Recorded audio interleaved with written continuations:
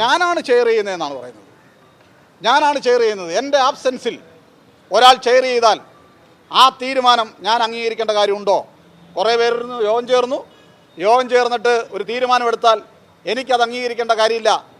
ഇദ്ദേഹം തന്നെ ഇവിടെ വി സി ആയിരിക്കുന്ന സമയത്ത്, ഇദ്ദേഹം ഇല്ലാത്ത സമയത്ത് ആദ്യം സിൻഡിക്കേറ്റ് യോഗത്തിലുണ്ടായിരുന്നു. കുറച്ച് സമയം കഴിഞ്ഞ് ഇദ്ദേഹം പോയപ്പോൾ കഴിഞ്ഞ സിൻഡിക്കേറ്റിൻ്റെ കാലഘട്ടത്തിൽ doctor K B Manoj syndicate അംഗം പങ്കെടുത്തുകൊണ്ട് യോഗം ചേർന്ന് അതിൻ്റെ മിനിറ്റ്സ് അപ്രൂവ് ചെയ്ത വൈസ് ചാൻസലറാണ് ഇപ്പോൾ പറയുന്നത് എൻ്റെ ആബ്സെൻസിൽ ചേർന്ന ഒരു യോഗം ഞാൻ അംഗീകരിക്കില്ല എന്നാണ് പറയുന്നത്. ഞങ്ങൾ കൃത്യമായി സ്റ്റാറ്റ്യൂട്ടിൽ പറയുന്ന അനുസരിച്ചിട്ടാണ് ഈ യോഗം ചേർന്നത്. നേരത്തെ നിങ്ങളോട് പറഞ്ഞല്ലോ, Kerala university first statute 1977 chapter 6 statute 1 close 2 പറയുന്നുണ്ട്, വൈസ് ചാൻസലറുടെ ആബ്സെൻസിൽ പ്രോ വൈസ് ചാൻസലർക്ക് ചെയർ ചെയ്യാം.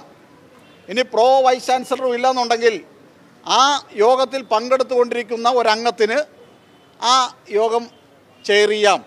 അങ്ങനെയാണ് ഞങ്ങൾ ആ യോഗം 6-ാം തീയതി കൂടിയ യോഗത്തിൽ തീരുമാനമെടുത്തത്. എന്താ അവിടെ സംഭവിച്ചത്? വൈസ് ചാൻസലർ തെറ്റായി എടുത്ത ഒരു നടപടി സിൻഡിക്കേറ്റ് റദ്ദ് ചെയ്തു റിപ്പോർട്ട് ചെയ്തപ്പോൾ. ആ നടപടി ആ തീരുമാനം എനിക്ക് അംഗീകരിക്കാൻ കഴിയില്ല എന്ന് അന്ന് 8 ദിവസത്തേക്ക് വന്ന ഒരു താൽക്കാലിക വൈസ് ചാൻസലർ പറഞ്ഞു. എന്നിട്ട് അവർ ഇറങ്ങിപ്പോയി. നിങ്ങൾ പബ്ലിക് ഡോക്യുമെൻ്റാണ് അന്നത്തെ സിൻഡിക്കേറ്റിൻ്റെ തീരുമാനം, നിങ്ങൾക്കും കിട്ടും. നിങ്ങളുടെ സർവകലാശാലയിൽ നോക്കിയാൽ കാണാൻ കഴിയും.